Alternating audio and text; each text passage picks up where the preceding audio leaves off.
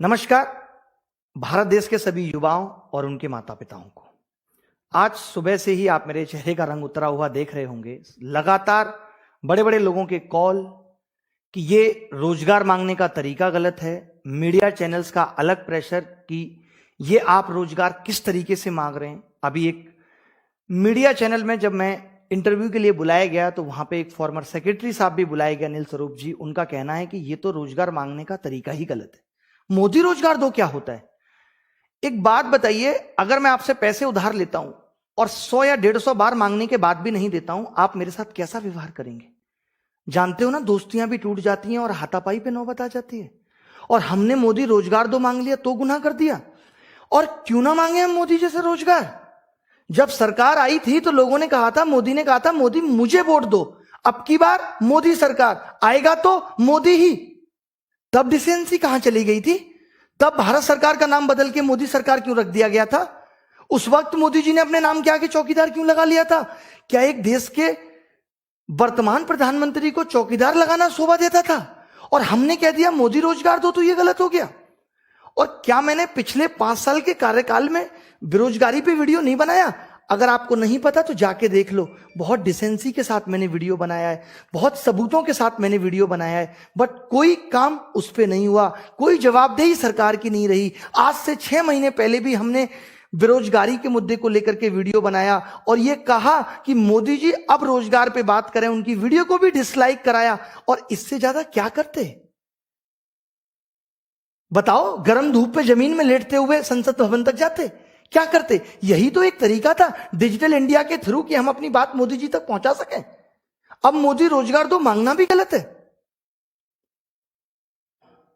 ऊपर से मतलब अब मैं हर बात पे बात करूंगा। जो लोग कमेंट के नीचे भी लिख करके जवाबदेही मांग रहे हैं कि अगर लोग कहते हैं पेट्रोल का रेट अगर 100 हो गया तो गाड़ी कम यूज करो, ठीक है, कम कर लेंगे यूज। कल को अनाज महंगा हो जाएगा तो क्या एक टाइम का खाना खा लोगे? ये बोल दोगे फिर तो तुम कि एक टाइम का खाना खा लेना? क्या गलत को गलत नहीं कह सकते? युवाओं की जवानी पढ़ते पढ़ते निकल रही है और नौकरी नहीं मिल रही। इस तरीके का सिस्टम हो गया है। क्या युवा प्रश्न पूछकर गलती कर रहा है? आज बेरोजगारी चरम पर है और अगर हमने तेज आवाज में ये कह दिया कि रोजगार दो, उसके बावजूद भी कोई मीडिया चैनल इसको दिखाने को तैयार नहीं है, बल्कि हमें गलत ठहराया जा रहा है, हमारी आवाज को दबाने की कोशिश की जा रही है। एक कानून उन मीडिया चैनल्स के लिए भी बना देते जो टाइम पास कर रहे हैं पिछले 4 साल से, जिसको लोकतंत्र का चौथा स्तंभ कहा जाता था। टाइम पास पे कोई कानून नहीं बना।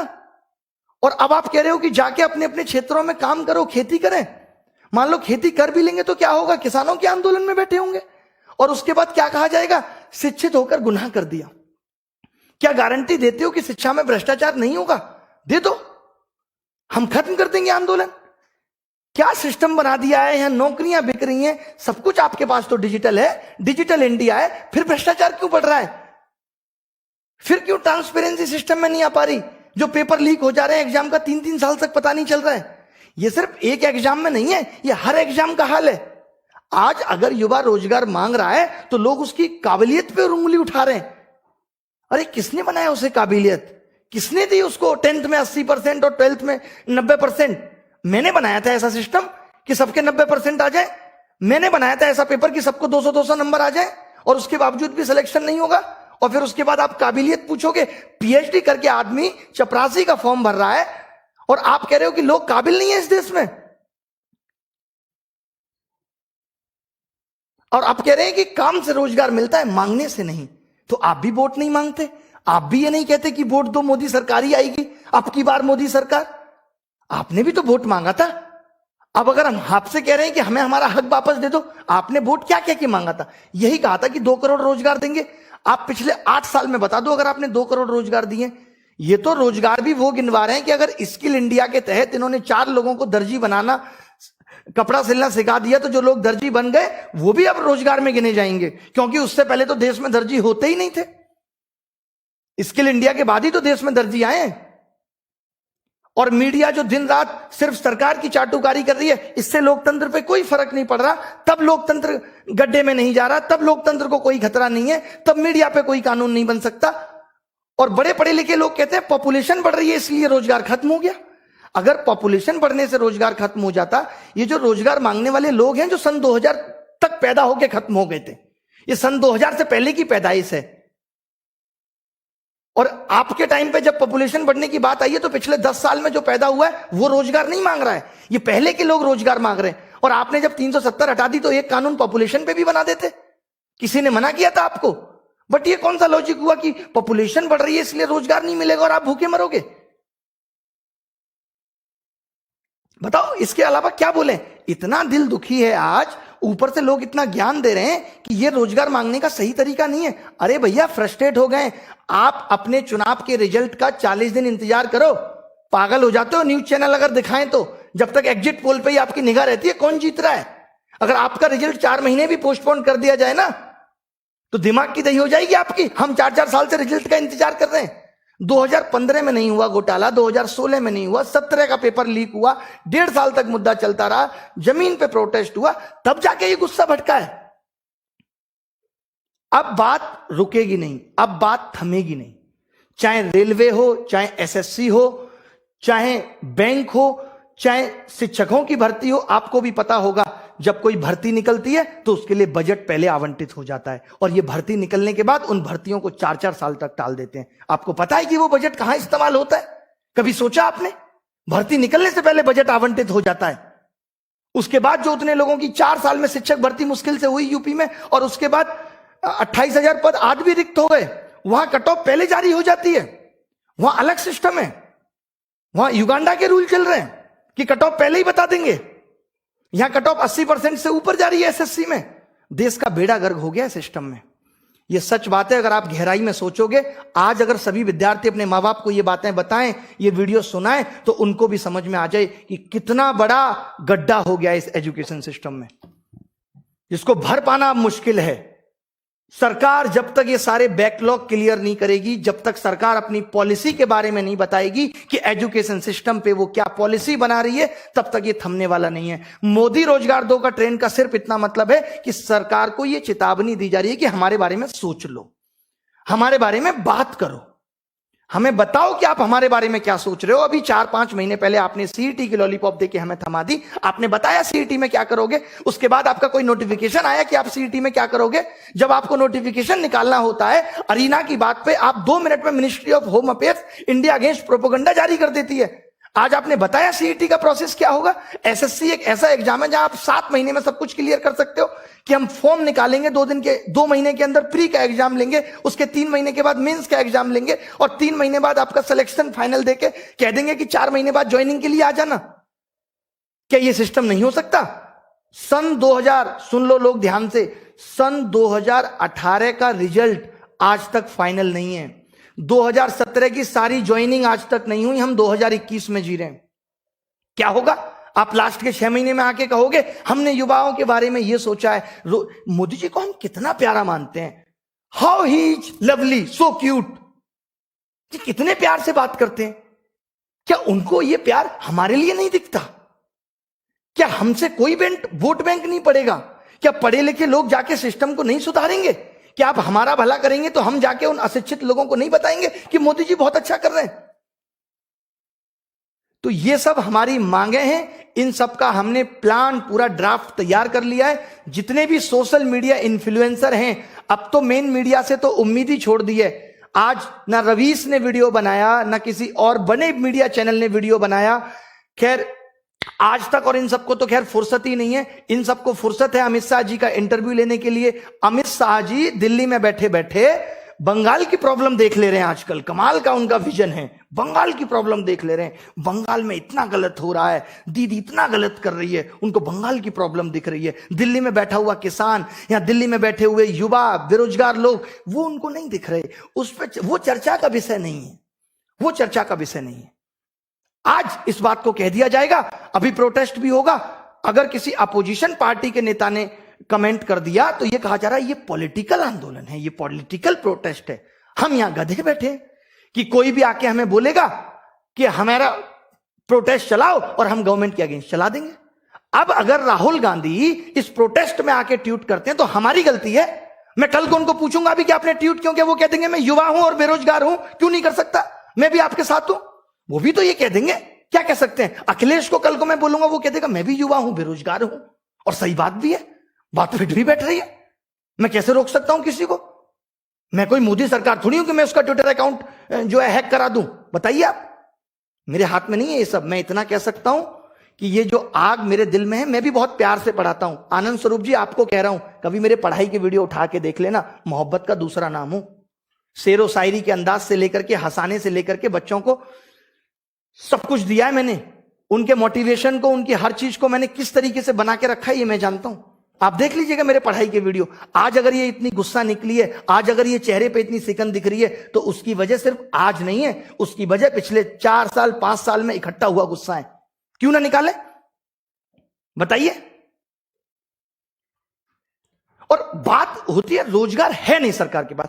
एक बार मोदी जी आके कह दें कि सरकार इतने डेफिसिट में चल रही है, रोजगार नहीं है देने को, मैं 33,000 सबकी सैलरी कर रहा हूं, लोग फिर भी काम करेंगे। मेन हमारा मकसद यही है। जो एडहॉक टीचर हैं, आज आपको पता है गवर्नमेंट से ज्यादा एडहॉक टीचर हो रहे हैं, जिनको कभी भी निकाला जा सकता है, कभी भी बाहर किया जा सकता है। अरे क्यों होंगे एडहॉक टीचर? जो खर्चा आपका एडहॉक टीचर पे आ रहा है उसको परमानेंट कर दीजिए, उतनी ही सैलरी पे वो भी खुश। बताइए, क्या टीचर्स की कमी नहीं है? कौन सा सिस्टम आप अच्छी तरीके से चला पा रहे हैं? बताइए। अगर आज एसएससी ठीक तरीके से काम नहीं कर पा रहा, मैं तो ये मान के चल रहा हूं कि उनके पास मैन पावर नहीं है। आज अगर टैक्स डिपार्टमेंट ठीक तरीके से काम नहीं कर पा रहे, तो मैं समझ रहा हूं उनके पास मैन पावर नहीं है। आज प्राइमरी स्कूल का बच्चा ठीक तरीके से शिक्षा नहीं ले पा रहा है, तो उनके पास टीचर्स नहीं है। बताओ, आज हमारे देश में इतना इंजीनियर्स प्रोड्यूस हो रहा है, क्या इस्तेमाल कर रहे हैं हम उस इंजीनियर्स का? आज हमारा इसरो वहीं के वहीं है जो नासा को टक्कर दे सकता था। आप कम बुद्धि समझते हैं? मोदी जी तो खुद ही कहते हैं इस देश के युवा में बहुत दिमाग है। 4 करोड़ केस सुप्रीम कोर्ट में पेंडिंग है। क्या जजेस की कमी नहीं है न्यायपालिका में? कहां कमी नहीं है? कमी बस नेतागिरी में ही है। एमपीज की संख्या बढ़ा लो, उनकी सैलरी बढ़ा लो, एमएलए की संख्या बढ़ा लो। हम इस प्रोटेस्ट में हर एक नेता से, भारतीय जनता पार्टी के भी हर एक नेता से यह गुजारिश करते हैं कि हमारा इस प्रोटेस्ट में साथ दो। साथ कैसे दो? मोदी जी को कहो कि युवा परेशान है, हम उस युवा से वोट लेकर ही यहां आए हैं। आप हमारी चर्चा संसद में करो, क्यों नहीं करोगे? मैं ये बीजेपी के नेताओं से ही गुजारिश कर रहा हूं। अब मैं बाकी के पार्टी के नेताओं से भी गुजारिश कर रहा हूं कि वो भी ट्वीट करके, मोदी जी को टैग करके उनसे रिक्वेस्ट करें हमारे बिहाफ पे कि युवा परेशान है, उसकी सुन लो। और सुनने का मतलब यह है कि सरकार अब बात करे रोजगार पे। सरकार अब खाली इतना कहने से काम नहीं होगा कि हम रोजगार पे बात करेंगे। मोदी जी ने अभी कहां पे किया? इंस्टाग्राम पे अभी उनका एक वीडियो आया, उन्होंने कहा भी है कि हम जन जन से और नजदीकियां बढ़ाएंगे। अरे मत बढ़ाओ, इतनी जन जन से बढ़ाओगे फिर प्रधानमंत्री होने का फायदा क्या है? आप क्यों केजरीवाल के नक्शे कदम पे चल रहे हो? जनता सभा थोड़ी लगानी है। मैं एसएससी के बच्चों को रिप्रेजेंट कर रहा हूं, और टीचर एसएससी के बच्चों को कर रहा है, कोई रेलवे के बच्चों को कर रहा है। उन्हीं से खामियां जान लीजिए, इसमें क्या हर्ज है? उन्हीं से पूछ लीजिए दिक्कतें कहां है। इतना तो सरकार कर सकती है, इतनी इज्जत तो हमें भी बख्श सकती है। हमने कोई ऐसे ही तो आज हम यूट्यूब पे आके बोल नहीं रहे, हमने भी लोगों को दिया है, हमने भी लोगों का प्यार कमाया है, तब ना बोल पा रहे हैं। आज एम्स में आप चले जाओ, 45 दिन में नंबर आता है। क्यों आता है? क्योंकि डॉक्टर्स की कमी है। 6-6 महीने लग जाते हैं, 6-6 महीने एम्स में अगर आप नंबर लगाना चाहो तो क्या सरकारी अस्पतालों में डॉक्टर की कमी नहीं है? बताओ। हर चीज की फीस बढ़ती जा रही है, आउटपुट कहीं से नहीं आ रहा, महंगाई अलग से बढ़ती जा रही है। तो यही सब वजह हैं जिनकी वजह से इतना गुस्सा निकल रहा है। जो फॉर्मर सेक्रेटरी साहब थे, अनिल स्वरूप जी या और भी लोग ऐसे आएंगे, वो बड़े प्रोफेशनल तरीके से बात करते हैं। कहां चला गया था ये आपका प्रोफेशनलिज्म? जब चौकीदार लगा लिया था मोदी जी ने अपने नाम के आगे, तब भी कहते थे यार ये भद्दा लग रहा है। मोदी जी अभी आप वर्तमान प्रधानमंत्री हो, रहने दो ना, अच्छा नहीं लगता चौकीदार शब्द। अब आज अगर बेरोजगार युवा परेशान था तो इस पे भी एक कमेंट कर देते जब लोगों ने अपने नाम के आगे बेरोजगार लगाया। एक कोई कह दे कि मोदी जी ने इस पिछले 6 महीने पे बेरोजगारों के बारे में ये बात कही, आत्मनिर्भर बनो। पहले दिन से आत्मनिर्भर बने। आप कह देते हो कि जो 60 साल से सिस्टम खराब है उसको ठीक होने में वक्त लग रहा है, तो आपको नहीं लगता कि हमें भी आत्मनिर्भर होने में वक्त लगेगा? हम मशीन है, अलार्म सेट किया 6 बजे बज जाएगा। बताइए, हमें भी तो आत्मनिर्भर होने में वक्त लगेगा। अगर मुझे आत्मनिर्भर बनना होगा, मुझे पता होगा सरकारी नौकरी नहीं है, तो मैं 8वीं क्लास करके या 6ठी क्लास करके ही पकौड़े की दुकान खोल लूंगा। क्या दिक्कत है? चाय की दुकान खोल लूंगा, क्या पता मेरी भी किस्मत चमक जाए। बट अब अगर मैंने बीटेक कर लिया, अब अगर मैंने एमबीए कर ली, तब मैं इस चीज में नहीं जा सकता। मैं गांव में जाके खेती नहीं कर सकता। आप मेरी मंसूबों को समझिए, मैं गलत नहीं बोल रहा। आज इस देश के अंदर जितना भी इंजीनियर, एमबीए किया हुआ बच्चा, पढ़ा लिखा बच्चा, ग्रेजुएट बच्चा, बीकॉम, बीबीए, इनके बारे में तो मोदी जी सोचना पड़ेगा। इनको सिर्फ एक शब्द में ये कह देना कि आत्मनिर्भर बनो से काम नहीं चलेगा। ये ऑलरेडी पढ़ लिख के बैठे हैं और जो इनकी आस है, जो इनके सपने हैं, उनको हमें पूरा करना पड़ेगा। हम कराएं तो सही एग्जाम। मान लेते हैं आप कह दो कि सरकार के पास उतनी फंडिंग नहीं है। अच्छा, आज लोग कहते रहते हैं सरकार ने वहां पैसा लगा दिया। आपने घर से लगा दिया? मैं अगर पिछले 3 साल से कमा रहा हूं तो मैंने टैक्स नहीं भरा करोड़ों रुपए। लोगों का टैक्स का पैसा ही तो पहुंच रहा है और उसको लोगों में बांटने के लिए कह रहे हैं। अपने पैसे को आपके थ्रू बांटने के लिए कह रहे हैं कि अपना कमीशन काट के बांट दो, तो हम गुनहगार हैं, हम गलत हैं? बताइए आप। मोदी जी बहुत प्यार है आपसे, बहुत प्यार है। आपको आइडल मानते हैं। आपके इतनी उम्र में भी इतने यंग दिखने को भी हम लोग कॉपी करते हैं कि कमाल है मोदी जी की एनर्जी, कहां से आती है पता नहीं। तो उसका कुछ तो सम्मान रख लीजिए। 2 बार तो आके बोलिए। खैर, हम अभी क्या क्या करने वाले हैं, जो भी बड़ी प्लानिंग है वो भी आपके साथ शेयर कर दी जाएगी। जब तक सरकार इस मुद्दे पे बात नहीं करेगी, जब तक वो ये नहीं पूछेगी कि दिक्कतें कहां हैं। 2017 में भी पेपर लीक हुआ और जब हमने प्रोटेस्ट यही सोच के खत्म किया था कि आप इसको सुधार दोगे, और इन्होंने 1.5 साल मामला खींच के, अब बंदा भी क्या करता है, परेशान हो जाता है और कह दिया नकल हुई नहीं। तब से एसएससी के, अब आप सोचिए, अगर कोई गलत करे, बार बार करे और फिर बरी हो जाए ऊपर पैसे देके, तो उसकी हिम्मत नहीं बढ़ेगी। सेम वैसे ही हुआ है। सेम दलालों की या पैसा खाने वालों की हिम्मत बढ़ गई है क्योंकि उनके खिलाफ कार्रवाई हुई नहीं सही से। दिक्कत यह है 2014 के बाद आज इतना सोशल मीडिया पे लोग एक्टिव हैं तो लोगों को पता भी चल जा रहा है कमियां कहां हैं। इसके फायदे भी हैं, इसके नुकसान भी हैं। जिस हिसाब से मेरे साथ चीजें हो रही हैं, मैं आपको बहुत खुल के यहां कुछ नहीं बता सकता। जितना प्रेशर मेरे ऊपर है, जितनी सारी चीजें मेरे साथ हो रही हैं, अगर ऐसा होता है कि मैं अभिनय मैच चैनल से लाइव नहीं कर पाता, ऐसा हो सकता है, बहुत जल्दी ऐसा हो सकता है कि कल परसों मैं अभिनय मैच चैनल से लाइव ही ना कर पाऊं। My channel will be under review, जैसे कि लास्ट टाइम भी हुआ था, अभी भी हो सकता है। जिस हिसाब से रिपोर्ट किया जा रहा है, आपने देखा आज कितना पसीना आ रहा है ना। आज आपने देखा कि मोदी गर्लफ्रेंड 2 लोग ट्रेंड करा गए। आपको पता है क्यों करा गए? क्योंकि आईटी सेल बहुत स्ट्रांग है। आपको लगता है कि 4 विद्यार्थी 5 विद्यार्थी से जाके कोई ये घिनौना काम करेगा? हम मोदी जी खुद की गर्लफ्रेंड नहीं बना पाए, मोदी जी से कोई गर्लफ्रेंड तो की बात करेगा? कमाल की बात है। ऐसे आदमी से हम कैसे डिमांड कर सकते हैं जिसको इस बात के गुर ही नहीं पता, जो संत प्रवृत्ति का आदमी है? करेंगे कभी क्या किसी संत से जाके इस तरीके की बातें? तो मेरी यही रिक्वेस्ट है आप सबसे कि अगर ऐसा होता है तो मैंने अभी एक चैनल और क्रिएट कर दिया है, अभिनय मैथ्स 2। अभी जस्ट क्रिएट किया अभिनय मैथ्स 2, जिसका लिंक भी आपको मिल जाएगा। तो मैं उससे लाइव करूंगा। अगर 1% ऐसा हुआ कि मेरा चैनल अंडर रिव्यू चला गया, अगर मैं लाइव नहीं कर पा रहा, बट मैं 25 तारीख तक लगातार आके आपको लाइव अपडेट करता रहूंगा। 2500 से ज्यादा लोगों को मेल मैसेज कर चुका हूं, हर यूट्यूबर को मेल मैसेज कर चुका हूं, बड़ी बड़ी सेलिब्रिटी, चाहे वो कुमार विश्वास हो, चाहे वो चेतन भगत जी हो, कोई भी हो, सबको मैसेज, ट्वीट सब कुछ कर दिया है। कंगना जी को भी कर दिया है कि सामाजिक मुद्दा है, देश का आंतरिक मुद्दा है, आप भी बोल दीजिए। उन्होंने भी कह दिया है कि मैं करली लैंग्वेज में ट्वीट बना रही हूं, टाइम लगेगा। ठीक है, तो सब कुछ करेंगे। और ये देखिए, ये मोदी रोजगार दो तो सिर्फ एक टैग है। इस टैग के मायने मैंने पूरी वीडियो में बता दिए, फिर बता देता हूं। इसका मतलब है कि सरकार रोजगार पे क्लियर बात करे, और जो एग्जाम में चीजें फेयर नहीं हो रही वो हम बताएंगे क्या फेयर नहीं हो रहा, उस पर गारंटी दे कि अब ऐसा नहीं होगा, तब सब कुछ बहुत शांति से चलेगा। और 2024 में भी मोदी सरकार। ठीक है, तो अभिनय मैच 2 से लाइव करूंगा। बिल्कुल भी डरने या घबराने की बात नहीं है। लोग मुझे पूछ रहे हैं, आज मीडिया वाले पूछते हैं आपको डर नहीं लगता? हमें तो बहुत लगता है। डरना किससे? सही कर रहे हैं। मोदी जी भी तो कह रहे थे डरना किससे, सही तो कर रहे हैं। ऊपर वाला देख रहा है। जान से बढ़कर क्या है? जिंदगी से बढ़कर कुछ थोड़ी है। और अब तक की जिंदगी में सब कुछ बहुत अच्छा किया है। 1% अफसोस जिंदगी गंवाने का भी नहीं। ये मैं दावे के साथ कह रहा हूं, सरकार भी सुन ले कि 1% अफसोस जिंदगी गंवाने का भी नहीं। बस मरने से पहले कुछ ऐसा कर जाना है कि लोग याद रखें कि हां, किसी ने हमारे लिए भी सोचा था। क्योंकि हर एक उस दर्द से मैं गुजरा हूं जिससे आप गुजर रहे हैं। मेरी मां ने भी दूध मुझे कागज जला जला के गर्म करके पिलाया है। मैंने भी जीवन में बहुत स्ट्रगल किया और दुख देखे हैं। आज भी फील कर पाता हूं। आज भी मानसिकता वही है कि जब कोई बच्चा कहता है ना, सर नौकरी नहीं लग रही, 4 साल हो गए, तो सर ऐसे लगता है अगर मैं इसकी जगह होता तो क्या बीतरी होती, मैं कैसे लोगों को मुंह दिखाता, ये कैसे फेस कर पा रहा होगा इतनी प्रॉब्लम। तो पिछली बार भी बहुत प्रॉब्लम आई थी, जैसा कि आपको पता है, तो इस बात का ध्यान रखना कि 1% अगर ऐसा होता है। बाकी कल भी लाइव करूंगा, कुछ ऐसी चीजें जो और बतानी होंगी, आगे की प्लानिंग क्या होंगी वो आपको बताऊंगा, और पढ़ाई लिखाई भी करेंगे। बट पहले इस मामले से निपट लेते हैं, पहले इस मामले से निपट लेते हैं कि क्या हो सकता है, क्या बेस्ट हो सकता है। और कुछ बहुत बड़ी डिमांड नहीं है, हमें कोई बिल वापस नहीं करवाना है मोदी जी, बस ये है कि रोजगार पे बात करके ये क्लियर कर दो कि जितना भी बैकलॉग है उसको क्लियर कर दो, जहां जहां वैकेंसी है उनको फिल कर दो, और जो एग्जाम में प्रॉब्लम हो रही है उनको कर दो।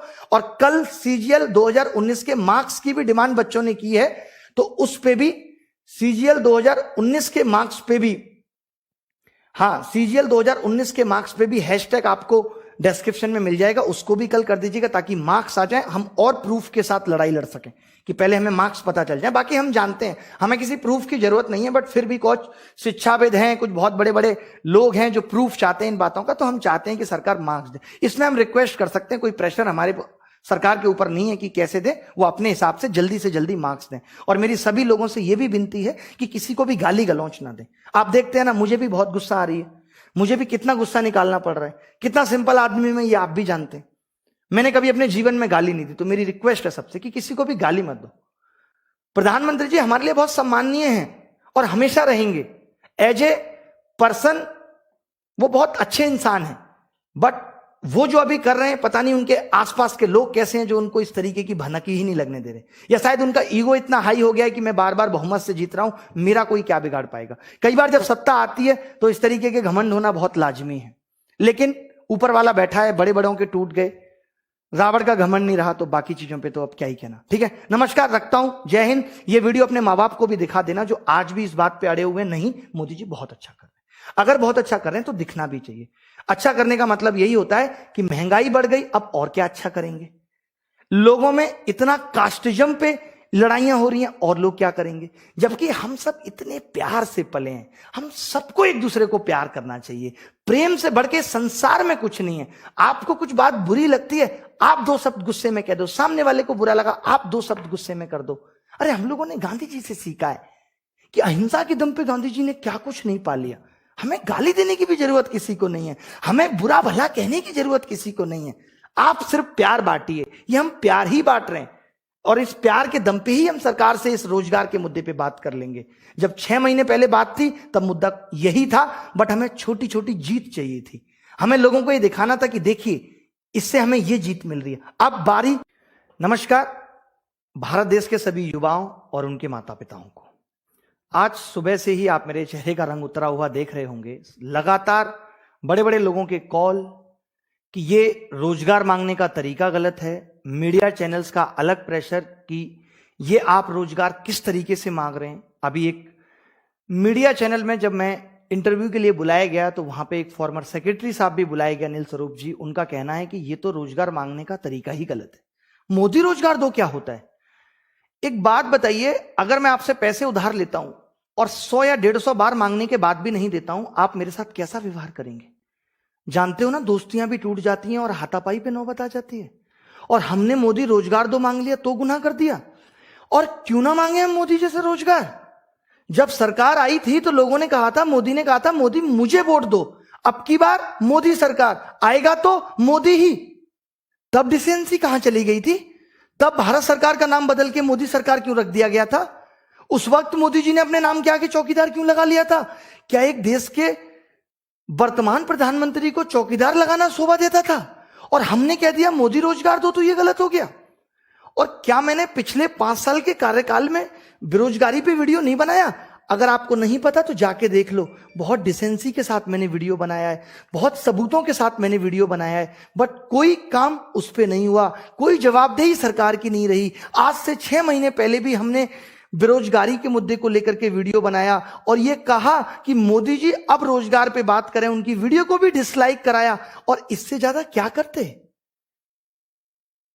बताओ, गर्म धूप पे जमीन में लेटते हुए संसद भवन तक जाते? क्या करते? यही तो एक तरीका था डिजिटल इंडिया के थ्रू कि हम अपनी बात मोदी जी तक पहुंचा सकें। अब मोदी रोजगार दो मांगना भी गलत है। ऊपर से मतलब अब मैं हर बात पे बात करूंगा। जो लोग कमेंट के नीचे भी लिख करके जवाबदेही मांग रहे हैं कि अगर लोग कहते हैं पेट्रोल का रेट अगर 100 हो गया तो गाड़ी कम यूज करो, ठीक है कम कर लेंगे यूज। कल को अनाज महंगा हो जाएगा तो क्या एक टाइम का खाना खा लोगे? ये बोल दोगे फिर तो तुम कि एक टाइम का खाना खा लेना? क्या गलत को गलत नहीं कह सकते? युवाओं की जवानी पढ़ते पढ़ते निकल रही है और नौकरी नहीं मिल रही, इस तरीके का सिस्टम हो गया है। क्या युवा प्रश्न पूछकर गलती कर रहा है? आज बेरोजगारी चरम पर है और अगर हमने तेज आवाज में ये कह दिया कि रोजगार दो, उसके बावजूद भी कोई मीडिया चैनल इसको दिखाने को तैयार नहीं है, बल्कि हमें गलत ठहराया जा रहा है, हमारी आवाज को दबाने की कोशिश की जा रही है। एक कानून उन मीडिया चैनल्स के लिए भी बना देते जो टाइम पास कर रहे हैं पिछले 4 साल से, जिसको लोकतंत्र का चौथा स्तंभ कहा जाता था। टाइम पास पे कोई कानून नहीं बना और अब आप कह रहे हो कि जाके अपने अपने क्षेत्रों में काम करो, खेती करें। मान लो खेती कर भी लेंगे तो क्या होगा? किसानों के आंदोलन में बैठे होंगे और उसके बाद क्या कहा जाएगा? शिक्षित होकर गुनाह कर दिया। क्या गारंटी देते हो कि शिक्षा में भ्रष्टाचार नहीं होगा? दे दो, हम खत्म कर देंगे आंदोलन। क्या सिस्टम बना दिया है, यहां नौकरियां बिक रही हैं, सब कुछ आपके पास तो डिजिटल है, डिजिटल इंडिया है, फिर भ्रष्टाचार क्यों बढ़ रहा है? फिर क्यों ट्रांसपेरेंसी सिस्टम में नहीं आ पा रही? जो पेपर लीक हो जा रहे हैं एग्जाम का 3-3 साल तक पता नहीं चल रहा है। ये सिर्फ एक एग्जाम में नहीं है, ये हर एग्जाम का हाल है। आज अगर युवा रोजगार मांग रहा है तो लोग उसकी काबिलियत पे उंगली उठा रहे हैं। अरे किसने बनाया उसे काबिलियत? किसने दी उसको 10th में 80% और 12th में 90%? मैंने बनाया था ऐसा सिस्टम कि सबके 90% आ जाए।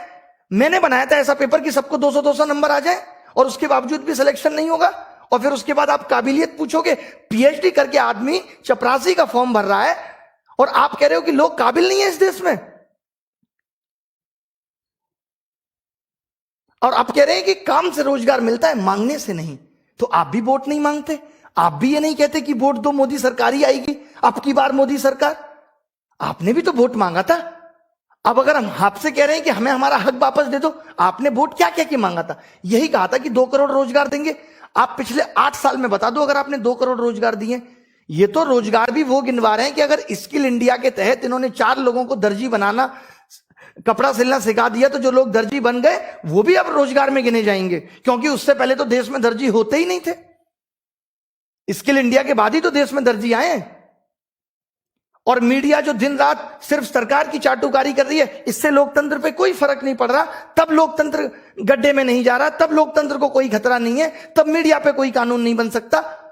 और बड़े पढ़े लिखे लोग कहते हैं पॉपुलेशन बढ़ रही है इसलिए रोजगार खत्म हो गया। अगर पॉपुलेशन बढ़ने से रोजगार खत्म हो जाता, ये जो रोजगार मांगने वाले लोग हैं जो सन 2000 तक पैदा होकर खत्म हो गए थे, ये सन 2000 से पहले की पैदाइश है। और आपके टाइम पे जब पॉपुलेशन बढ़ने की बात आई है तो पिछले 10 साल में जो पैदा हुआ है वो रोजगार नहीं मांग रहा है, ये पहले के लोग रोजगार मांग रहे हैं। और आपने जब 370 हटा दी तो एक कानून पॉपुलेशन पे भी बना देते, किसी ने मना किया था आपको? बट ये कौन सा लॉजिक हुआ कि पॉपुलेशन बढ़ रही है इसलिए रोजगार नहीं मिलेगा और आप भूखे मरोगे? बताओ, इसके अलावा क्या बोले? इतना दिल दुखी है आज, ऊपर से लोग इतना ज्ञान दे रहे हैं कि ये रोजगार मांगने का सही तरीका नहीं है। अरे भैया फ्रस्ट्रेट हो गए आप, अपने चुनाव के रिजल्ट का 40 दिन इंतजार करो। पागल हो जाते हो न्यूज चैनल अगर दिखाएं तो। जब तक एग्जिट पोल पे ही आपकी निगाह रहती है कौन जीत रहा है।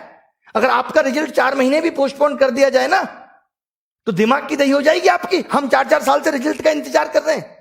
2015 में नहीं हुआ घोटाला, 2016 में नहीं हुआ, 17 का पेपर लीक हुआ, 1.5 साल तक मुद्दा चलता रहा, जमीन पे प्रोटेस्ट हुआ, तब जाके ये गुस्सा भटका है।